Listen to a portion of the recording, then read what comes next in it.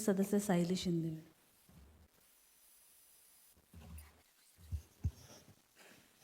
सन्माननीय महापौर, सन्माननीय आयुक्त, सन्माननीय सर्व सदस्य, सन्माननीय पत्रकार आणि प्रेक्षक, 2026-27 या अर्थसंकल्पावर बोलताना सर्वप्रथम मी नवी मुंबईचे शिल्पकार माननीय लोकनेते गणेशजी नाईक साहेब यांच्या मार्गदर्शनानुसार आणि सभागृह नेते सागरजी नाईक साहेब यांच्या मार्गदर्शनानुसार स्थायी समितीचे सभापती अशोकजी पाटील यांनी हा भरीव अर्थसंकल्प सादर केला. सर्वप्रथम मी या अर्थसंकल्पाचं स्वागत करते. हा अर्थसंकल्प केवळ आकड्यांचा नाही, तो नवी मुंबईच्या प्रगतीचा, नियोजनबद्ध विकासाचा व नवी मुंबईकरांच्या विश्वासाचा आराखडा आहे.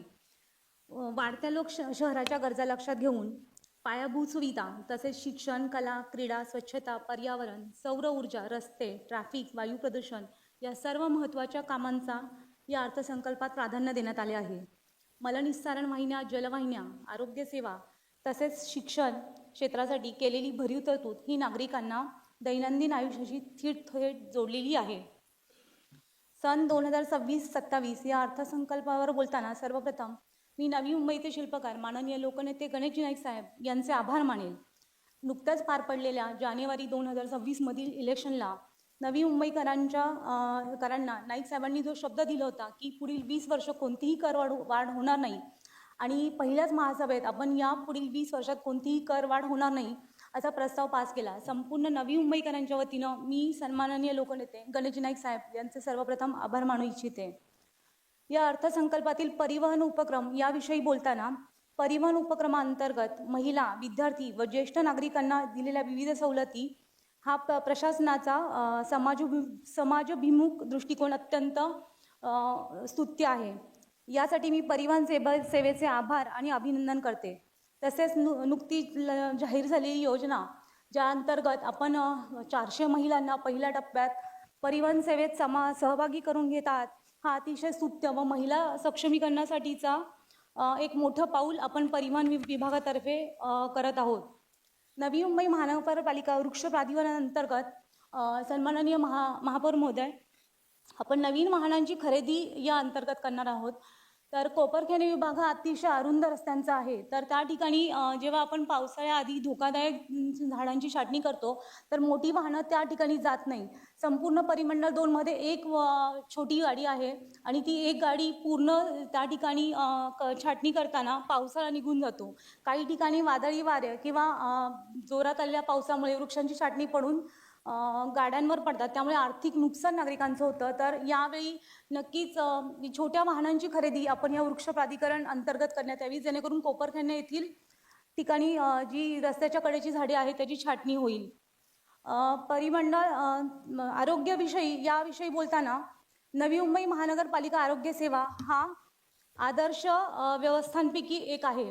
नवी मुंबई महानगरपालिका रुग्णालयात नवी मुंबईतील नाही तर इतर विभागातील म्हणजे आपल्या आजूबाजूच्या शहरातून देखील लोक येतात. ही ज्या व्यवस्थेची आपली ताकद आहे.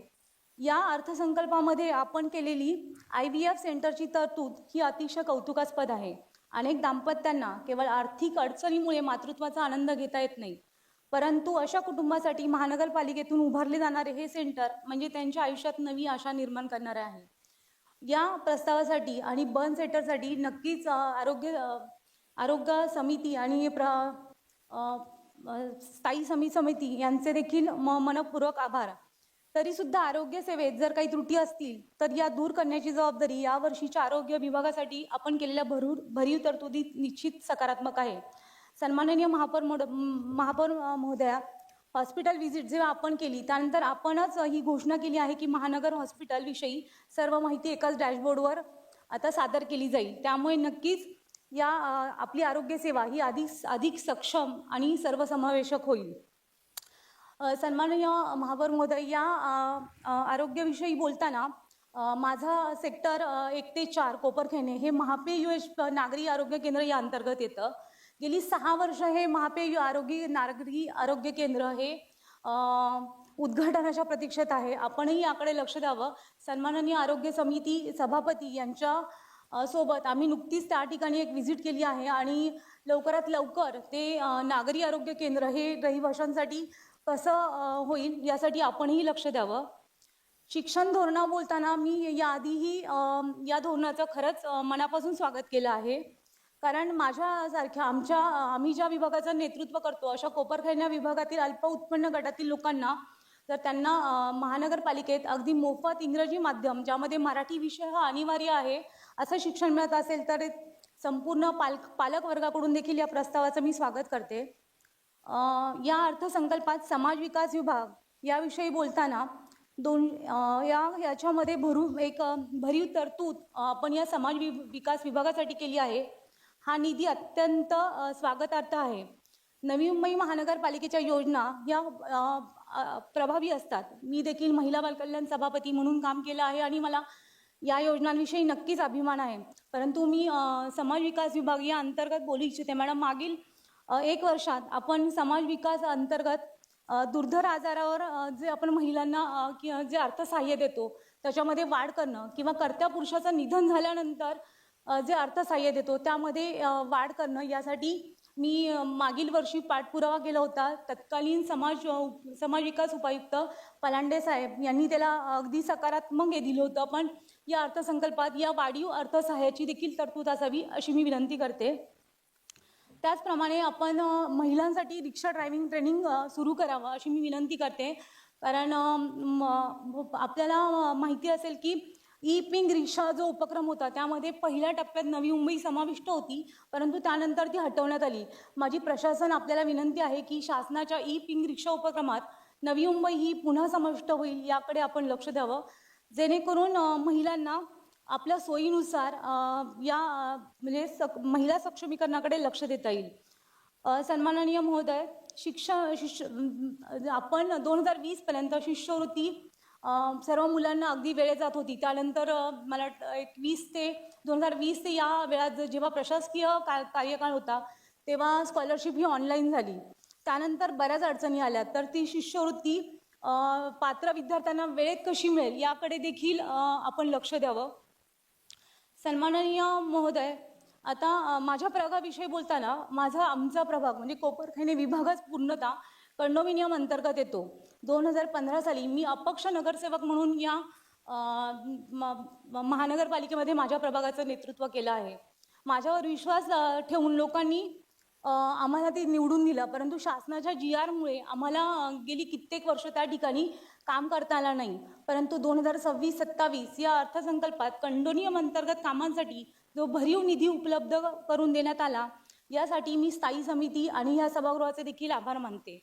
विशेषतः सभागृह नेते सागरजी नाईक यांनी नागरिकांमध्ये जो संभ्रम होता, जो हमीपत्र मागवलं जाणार होतं त्याच्यासाठीही जो मागील सभेत जो प्रस्ताव मंजूर झाला त्यासाठी मी सभागृह नेत्यांचे देखील आभार मानते. सन्माननीय महोदय, माझ्या प्रभागातील पार्किंग धोरणाविषयी आणि ट्रॅफिक विषयी बोलताना मला आपल्याला काही सूचना करू इच्छिते. कोपरखैरणे विभागात पार्किंगची समस्या ही अत्यंत गंभीर आहे. लोकसंख्या वाढत असताना जागा मर्यादित आहेत. त्यामुळे या अर्थसंकल्पात आपण अंडरग्राऊंड पार्किंग हा जो एक प्रभावी पर्याय या ठिकाणी दिलाय तर नक्कीच मी त्याचं स्वागत करते. त्याचप्रमाणे जिथे मार्केट तिथे पार्किंग या धोरणावे माझ्या प्रभाग क्रमांक 10 मधील सेक्टर 1 येथील टिम्बर मार्केटकडे प्लॉट क्रमांक 65-66 हे प्रशासनानं सिडकोकडून राखीव करून घ्यावेत आणि ते पार्किंगसाठी ठेवावेत. सन्माननीय उपायुक्त, मी आपल्याला याची जाणीव करून देऊ इच्छिते की हे आपण गेली 10 वर्ष आपण हे प्लॉट मागतोय आणि ते जर सिडकोनं इतर कोणाला दिले किंवा विकले गेले तर ती हेवी व्हेरिकल्स त्या ठिकाणी असतात, ट्रक टेम्पो सारख्या व्हेरिकल असतात आणि जर ती पार्किंग तिथे राहिली नाही तर ती कोपरखैरणे घनसोली या स्टेशनकडील उभ्या रोडला लागतील आणि ट्रॅफिकची समस्या खूप गंभीर होईल. त्यामुळे आपण हे भूखंड सिडकोकडून हस्तांतरित करण्यात यावे. त्याचप्रमाणे सन्माननीय महापौर, कोपरखैरणे स्टेशनकडून जो अंडरपास आतमध्ये येतो त्या ठिकाणी अतिशय गंभीर अवस्था आहे ट्रॅफिकची. कारण कोपरखैरणे विभागात म्हणजे ठाणे बेलापूर मूळ रस्त्यावरून आतमध्ये येण्यास तो एकच अंडरपास आहे. माझी आपल्याला विनंती राहील की कोपरखैरणे मधून ठाणे बेलापूर रस्त्याला बाहेर जोडणारा एक वेगळा आपण मार्ग सेक्टर 1 टिम्बर मार्केटमधून या ठिकाणाहून देण्यात यावा. त्याचप्रमाणे कोपरखैरणे महापे ब्रिज हा ज्या ठिकाणी संपतो तो म्हणजे कोपरखैरणे सेक्टर 1 त्या ठिकाणी ब्रिज असल्यामुळे मोठ्या प्रमाणात गाड्यांचा वेग तिथे जास्त असतो. घणसोलीपासून कोपरखैरण्याकडे येणाऱ्या लोकांना तो रस्ता क्रॉस करताना मोठ्या अडचणींना सामोरं जावं लागतं. बऱ्याच वेळा त्या ठिकाणी ॲक्सिडेंट झालेत. त्यामुळे घणसोली कोपरखैरणे तिथे पादचारी उड्डाण पूल हा देखील तिथे बांधण्यात यावा. उद्यान आणि मैदानं याविषयी माझ्या प्रभागाविषयी बोलताना कोपरखैरण्यातील उद्यानांची संख्या महापौर महोदया अगदी कमी आहे. आज आपण ज्येष्ठ नागरिकांच्या आरोग्याबद्दल बोलतो, त्यांच्या सुविधांविषयी बोलतो, परंतु कोपरखैरण्यामध्ये उद्यानांची जो प्रिमायसेस आहे, जे क्षेत्रफळ आहे, त्याच्या अनुषंगानं तिथे ज्येष्ठ नागरिक विरंगुळा केंद्र नाही, तर काही टीममध्ये काही शिथिलता ठेवून ज्येष्ठ नागरिकांच्या विरंगुळा केंद्रासाठी आपण याचा उपयोग म्हणजे विचार करावा. त्याचप्रमाणे सेक्टर 1 ते 4चं मैदान असू दे, 5 ते 8चं मैदान किंवा 15 ते 18 मैदानामध्ये जे सभामंडप आहे ते सभामंडप खरं तर कुठल्याच गोष्टीसाठी आपल्याला उपयोगी पडत नाही. तर ते सभामंडप हे G+2 अशा पद्धतीने बांधण्यात यावं की ज्यामुळे नागरिकांच्या सामाजिक उपक्रम राबवण्यात नागरिकांना इथे मदत होईल. सन्माननीय महोदय, माझ्याकडे अग्निशमन केंद्र आहे. या केंद्राची निवासी येथील खरं तर अग्निशमन केंद्र ही आपल्याकडे इमर्जन्सी सेवा म्हणून आहे. त्यामुळे या ठिकाणचे जे कर्मचारी आहेत ते तिथे निवासी असणं फार गरजेचं आहे. तर कोपरखैरण्यामध्ये निवासी सेवा ही फार कमी आहे. त्यामुळे अग्निशमन केंद्र हे त्या ठिकाणी फ्लोअर वाढून म्हणजे त्याचे मजले वाढून त्या ठिकाणी निवासी केंद्र करण्यात यावं. त्याच पद्धतीनं सन्माननीय उपायुक्त, खरं तर अग्निशमन केंद्राचं जे युनिफॉर्म दिले जातात ते DBT प्रोसेसमध्ये आहेत आणि कित्येक वेळा असं होतं की त्यांना वर्ष संपलं तरी त्या DBT प्रोसेसमधले पैसे या ठिकाणी जात नाहीत.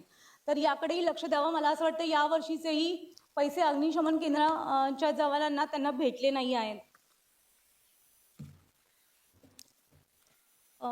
सन्माननीय महापौर मॅडम, खरं तर ETC केंद्रामध्ये देखील मी नगरसेवक झाल्यापासून माझा खूप संपर्क आला. प्रभागातील दिव्यांग मुलांसाठी मी ETC मध्ये नेहमीच जाते आणि खरंच तिथे मोठ्या प्रमाणात वेटिंग जास्त असतं. तर यावेळेस ऐरोलीमध्ये जे नव्यानं ETC केंद्र होणार आहे यासाठी मी नक्कीच या प्रस्तावाचं स्वागत करते. कोपरखैरणे विभागातील वाढती लोकसंख्या पाहता मुख्य अंतर्गत रस्त्यांमध्ये आपण CCTV देखील त्या ठिकाणी लावण्यात, जेणेकरून गुन्हेगारीला तिथे आळा बसेल अशी मी आपल्याला विनंती करते.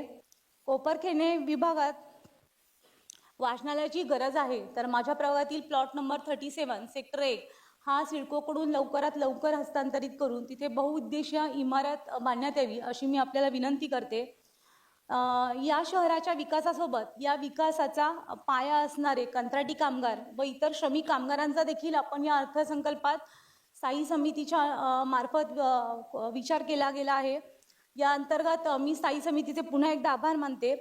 पुन्हा एकदा मी अर्थसंकल्पाचे स्वागत करते आणि हा अर्थसंकल्प नवी मुंबईच्या विकासाला चालना देईल अशी खात्री बाळगते. धन्यवाद.